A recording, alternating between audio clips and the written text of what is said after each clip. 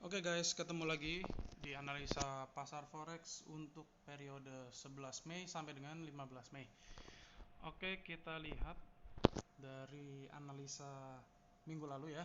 Dimulai dari tanggal 4 Mei. Ya, berada di sini 4 Mei ya. Minggu lalu kita sudah berbicara bahwa sebelumnya ada divergent sell, dan kita menganalisa harga akan bergerak turun menuju ke trendline yang berwarna coklat ya, trendline ini ya, yang berwarna coklat, sebelum akhirnya memantul balik ke atas. Nah, kita lihat sekarang memang betul sudah menyentuh trendline dan dia menembus sedikit menuju support di bawah, yaitu support di 1.0786 di sini ya. Kemudian harga mulai bergerak naik. Nah, kalau kita melihat dari analisa kita minggu lalu, setelah harga menyentuh trendline atau support yang di bawah tadi, harga akan mulai bergerak naik. Jadi kemungkinan untuk minggu ke depan analisa kita masih sama dengan minggu lalu, di mana harga kemungkinan akan terus bergerak naik untuk pair Euro USD. Nggak banyak sih yang bisa kita analisa karena masih sejalan dengan analisa kita minggu lalu ya. Kita lanjut ke pair selanjutnya. Untuk pair GBP USD, kita mulai dari minggu lalu, berarti tanggal 4 Mei di sini ya. Nah, sebelumnya juga ada divergent sell sama seperti EU. Di sini saya menambahkan satu trend line yang berwarna coklat. Nah, sebentar kita lihat, ini trend yang berwarna coklat ya. Saya tambahkan kemarin ini, dan ternyata trend line ini terjebol, kemudian harga masih memantul balik. Kalau kita lihat ini dari tanggal 4 Mei ya, harga menembus trendline, sekarang sedang menguji trendline-nya lagi. Untuk sementara kita melihat untuk GBP USD masih kemungkinan bergerak ke atas, melihat dari faktor berita di mana ekonomi Europe dan ekonomi London mulai membaik, meskipun berita yang sekarang beredar itu lebih banyak mengenai Brexit ya, di mana Inggris memutuskan untuk keluar dari Union Eropa ya. Tapi secara psikologi trader masih mengkorelasikan antara pair Euro USD dan juga London Pound USD. Nah, jadi kemungkinan harga masih akan bergerak naik sama dengan Euro USD. Oke, kita mencoba ngelihat apakah ada divergent di H1. Di H1 sebetulnya ada divergent. Kalau kita melihat ya, divergentnya divergent sell. Gambarnya seperti ini, sebentar. Kita gambar dulu. Ya, di sini terjadi divergent sell.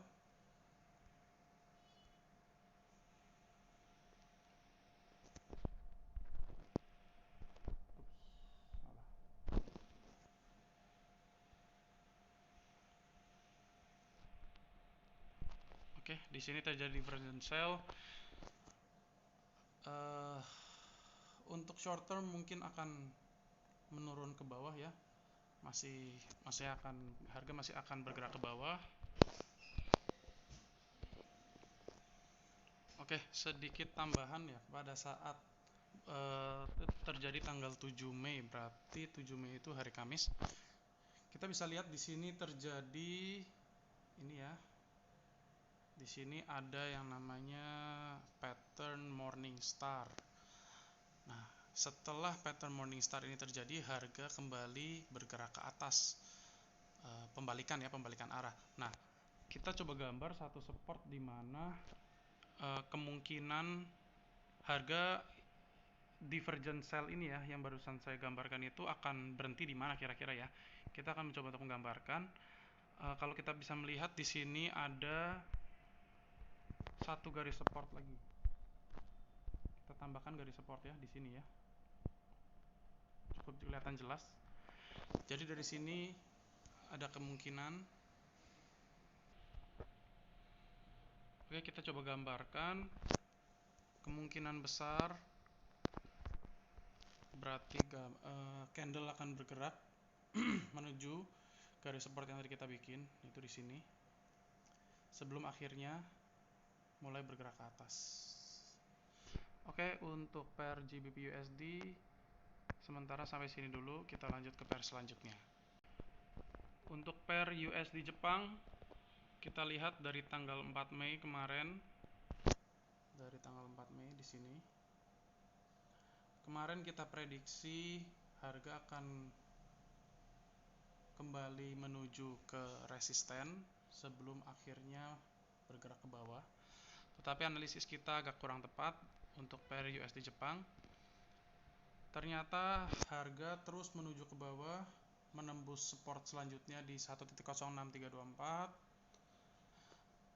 Tetapi kemudian sepertinya false breakout ini ya. Harga kemudian kembali masuk seperti ini, kembali masuk menuju area yang minggu lalu kita sudah sampaikan, yaitu area sideway yang selanjutnya dari sebelumnya yang ada di atasnya tuh. Ya, sebelumnya garisnya di atas ini. Sini. Kemudian sekarang sideway-nya berada di level yang lebih rendah. Dari level sini. Jadi kemungkinan ini akan kembali sideway lagi USD Japan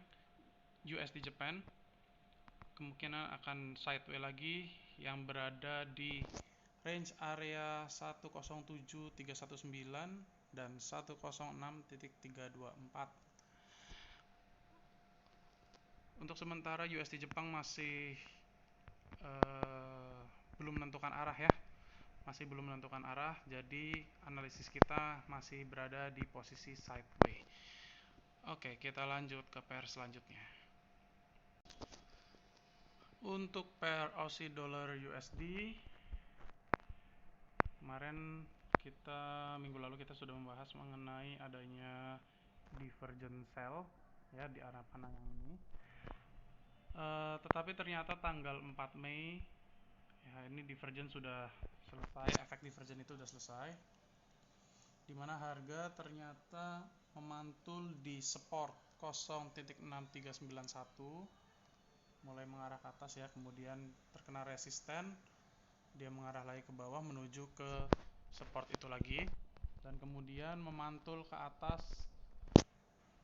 Di sini memantul ke atas, kemungkinan akan berlanjut sampai level 0.65635 di level sini.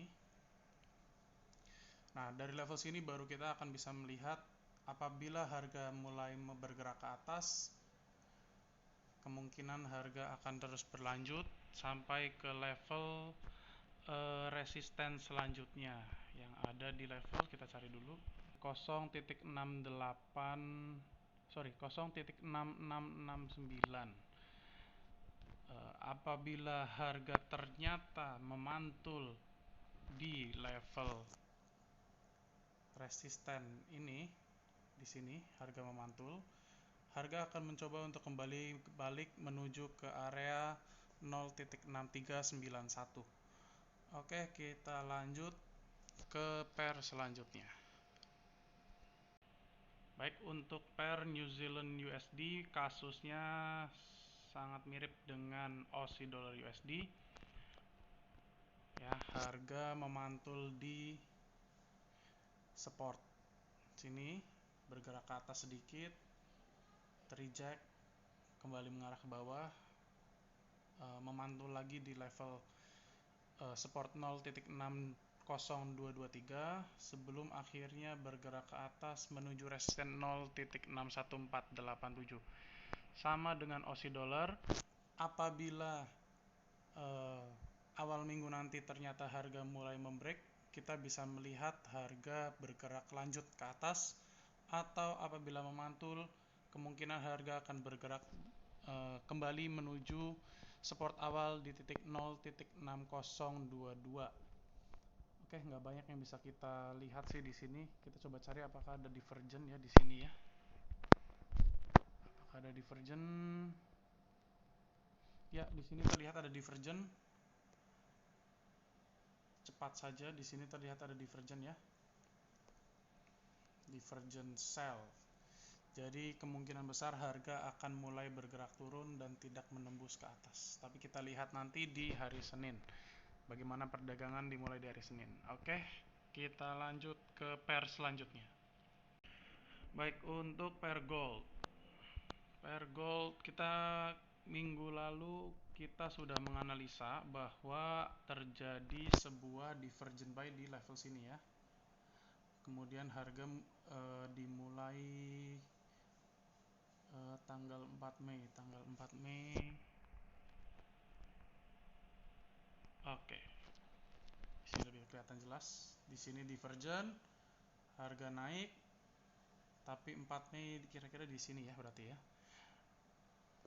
4 Mei ternyata harga untuk pergerakan divergent buy ini ternyata hanya bergerak menuju ke level 1710 di level sini ya. Kemudian harga dari sini mulai sideways. Kita bisa lihat ya di sini ya, di range ini sideways, bergerak bolak-balik sampai akhirnya di level sini terjadi divergent lagi kalau kita bisa melihat. Ya, ini kembali terjadi divergent dan harga mulai bergerak ke atas menembus level resisten 1710. Tetapi kemarin malam ternyata harga mulai turun kembali. Jadi di sini kita bisa melihat gold pun sedang sideways. Kebanyakan market untuk minggu ini tergolong sideways ya, tidak menunjukkan trend yang lumayan jelas. Oke, kita coba lihat di H1 gold belum terjadi divergent apa-apa. Kita lihat ya di sini ya, belum terjadi divergent apa-apa, masih normal-normal saja. So, kemungkinan harga masih akan bergerak turun menuju ke level resisten lagi ya di sini. Sebelum nanti akhirnya harga akan menunjukkan rejection atau tembus ke bawah. Nah, kita coba lihat time frame yang lebih besar. Oke, itu sudah ada beberapa garis support and resistance yang sebelumnya saya buat. Jadi apabila harga ternyata menembus, kemungkinan besar di sini ada support kuat ya di level sini ya. Di level 1640. Kemungkinan harga bisa bergerak sampai sini sebelum akhirnya mulai bergerak ke atas. Atau memantul reject di level 1662. Kalau kita melihat sebetulnya gold ini adalah safe haven. Jadi selama masa corona kita bisa beranggapan bahwa gold masih akan terus menanjak, masih akan investasi orang masih investasi internasional kebanyakan masih akan bergerak di gold saja. Belum masuk ke pasar uang stock market di masing-masing negara. Kita coba lihat. Oke, kita coba menggunakan Fibonacci di sini ya. Mungkin menggunakan time frame D1.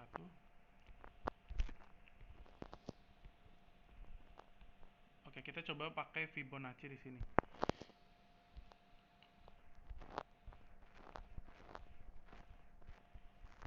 Oke, kita tarik dari garis terbawah maju ke atas. Oke. Sorry ini agak berantakan. Ya, kita coba lihat aja. Oke.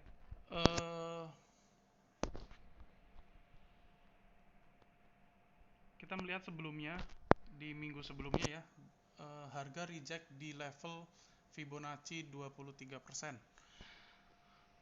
Kemungkinan harga bisa turun lagi menuju level ini ya, mengetes lagi level ini, atau kalau kita menggunakan time frame yang lebih besar mengarah ke level 38%. ya di level sini yang tadi kita bicarakan, mendekati level 1640 ya. Nah, dari sini nanti kita baru akan bisa melihat apakah dia tembus ke level 50 Fibonacci atau mungkin malah turun lagi ke level 62 ya, 62%, dimana itu merupakan sebuah support lagi di level sini ya. Harga bisa memantul, tapi masih secara garis besar gold masih uptrend, jadi kita bisa mencoba untuk mencari kesempatan untuk long lagi, kesempatan buy. Tapi untuk sementara masih terlihat sangat sideways, berada di level sini ya, di antara sini ya. Ini masih sideways sekali. So di antara 1737 dan 1682. Oke, sementara untuk analisa kita minggu ini segitu saja. Terima kasih untuk yang mendengarkan. Semoga membantu semuanya. Salam sejahtera dan salam profit. Bye bye.